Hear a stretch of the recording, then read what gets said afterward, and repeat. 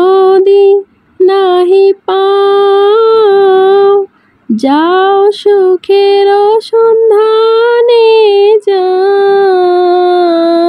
আমি তোমারে পেয়েছি হৃদয় মাঝে, আরো কিছু নাহি চাই গো, আমারও পরানো যাহা চাই। So hello everyone, আসসালামু আলাইকুম, this is me Nusrat Jahan momo and welcome back to my channel. সবাই কেমন আছেন, কি অবস্থা? আশা করছি সবাই ভালো আছেন। আলহামদুলিল্লাহ আমরাও ভালো আছি। চলে এলাম নতুন একটি ব্লগ নিয়ে। আশা করছি আমার আজকের এই ব্লগটি আপনাদের কাছে ভালো লাগবে।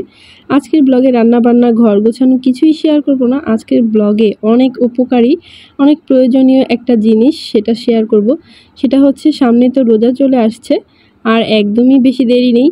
আর রোজার মাসে সবথেকে বেশি যেটা প্রয়োজন হয় সেটা হলো ভেষণ। কারণ ভেষণ দিয়ে আমরা নানা ধরনের ইফতার আইটেম বানিয়ে থাকি, যেমন ধরেন আলুর চপ, বেগুনি, ডিমের চপ, আরও অনেক কিছুই বানিয়ে থাকি, যেটার জন্য আমাদের ভেষণের প্রয়োজন হয়।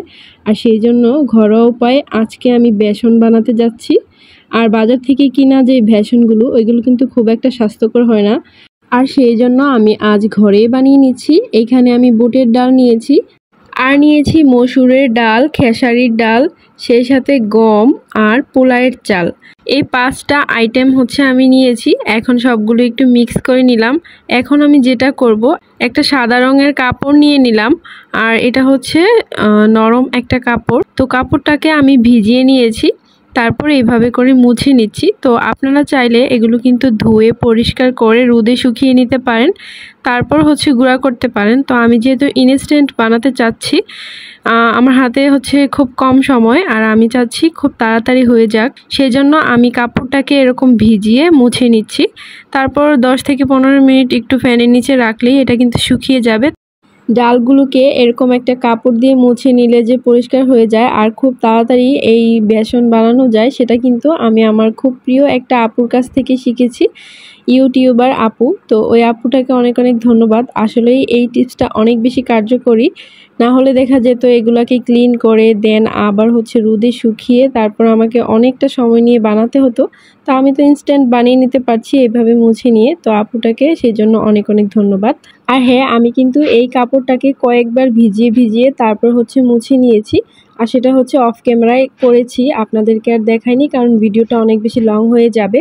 তো মুছে নেওয়ার পর এখন কিছুক্ষণ আমি ফ্যানের নিচে রেখে দিব, যাতে এক্সট্রা যেই পানিটা থাকবে সেটা যেন শুকিয়ে যায়।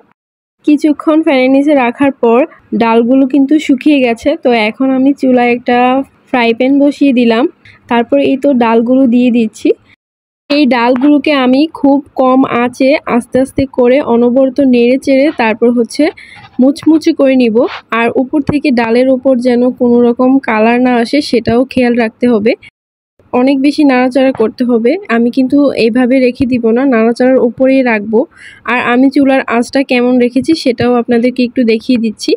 এই যে দেখেন, চুলার আঁচটা যতটা হচ্ছে কম করা যায় ঠিক ওই পর্যায়ে রাখতে হবে। আমার চুলার আঁচটা এরকম একদম লাস্ট করা যায়, তো আমি এরকম করে রাখছি।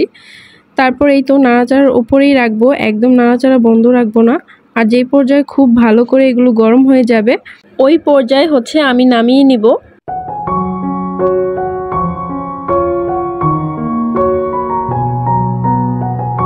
তো এই তো এর মধ্যে কিন্তু ডালগুলো যতটুকু পরিমাণ গরম করার দরকার ওই রকম হয়ে গেছে। তো এখন এই যে আমি এই স্টিলের ডালাটার মধ্যে নিয়ে নিচ্ছি, এখন ছড়িয়ে দিব।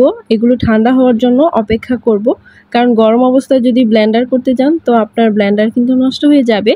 তো এই তো দেখেন, আমার ডালগুলো কিন্তু একদম ঠান্ডা হয়ে গেছে। আমি ব্লেন্ডারের জারে নিয়ে নিলাম। আমার ব্লেন্ডারের জারটা হচ্ছে খুব ছোট, যার জন্য আমাকে অনেকবার করে হচ্ছে করতে হচ্ছে। সেই সাথে আমার ব্লেন্ডারটা খুব একটা স্ট্রং না। যাদের ব্লেন্ডার খুব স্ট্রং তাদের কিন্তু খুব তাড়াতাড়ি হয়ে যাবে। আর হ্যাঁ, এই ব্লেন্ডার করার একটা টিপস রয়েছে, সেটাও আপনাদেরকে বলে দিচ্ছি। সেটা হচ্ছে ব্লেন্ডার করার সময় আপনি কিছুক্ষণ হচ্ছে ব্লেন্ডারটাকে চালু করবেন, আবার অফ করবেন, আবার কিছুক্ষণ ব্লেন্ডারটাকে রেস্ট দিয়ে আবারও চালু করবেন। এইভাবে হচ্ছে গুঁড়া করে নেবেন, না হলে আবার ব্লেন্ডার কিন্তু নষ্ট হয়ে যাবে। এবার সেটা যতটাই স্ট্রং হোক না কেন ব্লেন্ডার, সব ব্লেন্ডারের ক্ষেত্রেই কিন্তু এইভাবেই ব্লেন্ডার করলে ব্লেন্ডারটা অনেক বেশি লং লাস্টিং হয়। তো এই টিপসটা আমি হচ্ছে আমার পক্ষ থেকে দিয়ে দিলাম। সেই সাথে এই টিপসটা কিন্তু আমি আমার আপুর কাছ থেকে জানতে পেরেছি। তাছাড়াও আমার আগে থেকেও এটা জানা ছিল। আচ্ছা, ভিডিওর এই পর্যায়ে এসে প্রতিদিনের মতো একটা রিকোয়েস্ট করে নিচ্ছি, যেটা আমি সবসময় করে থাকি। যারা এখনও আমার চ্যানেলটিকে সাবস্ক্রাইব করেননি প্লিজ আশা করছি সাবস্ক্রাইব করে নেবেন। আর যারা এখনও ভিডিওতে একটা লাইক দেননি প্লিজ একটা লাইক দিয়ে দিবেন। আর যারা অলরেডি এই কাজগুলো করে প্রতিনিয়ত আমার পাশেই আছেন তাদেরকে অনেক অনেক ধন্যবাদ। আর হ্যাঁ, আপনি যদি আমার সম্পর্কে কিছু জানতে চান তো আমাকে কমেন্টে প্রশ্ন করতে পারেন। তো এই তো আমার কিন্তু সবগুলো ডাল ব্লেন্ড করে নেওয়া শেষ। এখন আমি যেটা করব, একটা চালনি নিয়ে নিয়েছি আর সেই সাথে ডালাটা নিয়ে নিলাম। এখন ডালার ওপর চালনি দিয়ে এই ডালগুলো চেলে নিব, কারণ এগুলো কিন্তু খুব ভালো করে মিহি হয়নি। ডালগুলোকে চালনিতে চেলে নিলে যেটা হবে, মিহি গুঁড়া যেটা সেই অংশটা নিচে পড়ে যাবে আর দানাদার অংশটা উপরেই থেকে যাবে। পরবর্তীতে এই দানাদার অংশটাকে আমরা আবারও ব্লেন্ডার করব, তারপর আবারও চেলে নিব। এইভাবে করে সবগুলো চেলে মিহি গুঁড়া অংশটাকে বের করে নিব, আর এটাই হচ্ছে আমাদের বেসন। তো এই তো এক এক করে আমি কিন্তু সবগুলোকে ব্লেন্ডার করে করে তারপর এরকম একটা ঝাড়ি নিয়ে নিচ্ছি। বেসনগুলোকে ঝাড়ে নিতে নিতে আপনাদের কাছে কিছু কথা শেয়ার করে দিচ্ছি। সেটা হলো, এই যে আমি 3 রকমের ডাল নিলাম, সেই সাথে চাল নিলাম, গম নিলাম, সেটার কি প্রয়োজন ছিল সেটা একটু বলে দিচ্ছি। চালটার জন্য যেটা হবে, আমরা এই বেসনটা দিয়ে যেটাই তৈরি করব সেটা কিন্তু খেতে খুব ক্রিস্পি হবে। আর গমের কাজটা হচ্ছে একটা বাইন্ডিং দিবে। কারণ হচ্ছে যে আমরা যখন বাজার থেকে বেসন নিয়ে আসি তখন কিন্তু যখন কোনো কিছু বানাতে যাই ওই বেসনটা দিয়ে তখন আমরা আটা ইউজ করি। তো ওই আটার কাজটাই কিন্তু গম করবে, কারণ গম দিয়ে আটা তৈরি হয়। আর 3 রকমের ডাল নেওয়ার একটাই কারণ, সেটা হচ্ছে 3 রকমের ডালের যে স্বাদ সেটা আমরা পাবো, সেই সাথে পুষ্টিগুণ তো রয়েছে এটাই। তো এখন আমি যেটা করছি সেটা হচ্ছে, আমি যে বেসনগুলো চেলে নিয়েছি ওইটার থেকে যে দানাদার অংশটা বেঁচে গেছে, এই দানাদার অংশটা দিয়েও কিন্তু আমি চাইলে হচ্ছে পেঁয়াজু বানিয়ে নিতে পারবো, না হলে ডাল রান্না করে নেওয়া যাবে। তো আমি হচ্ছে ডাল রান্না করব না, এটা দিয়ে আমি পেঁয়াজু বানাবো, তাই পানি দিয়ে ভিজিয়ে রাখছি। পরবর্তীতে এটা যেটা হবে, পেঁয়াজু বানানোর জন্য ডাল যেরকম ব্লেন্ডার করে নিই ওই রকম হয়ে যাবে। তারপর আমি এটা দিয়ে পেঁয়াজু বানিয়ে নিব।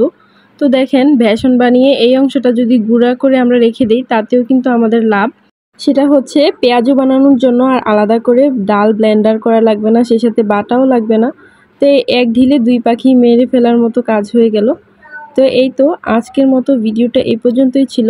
সবার সুস্বাস্থ্যতা কামনা করে আজকের মতো এখানেই বিদায় নিচ্ছি। সবাই ভালো থাকবেন, সুস্থ থাকবেন। কথা হবে নেক্সট ব্লগে। আল্লাহ হাফেজ। আসসালামু আলাইকুম।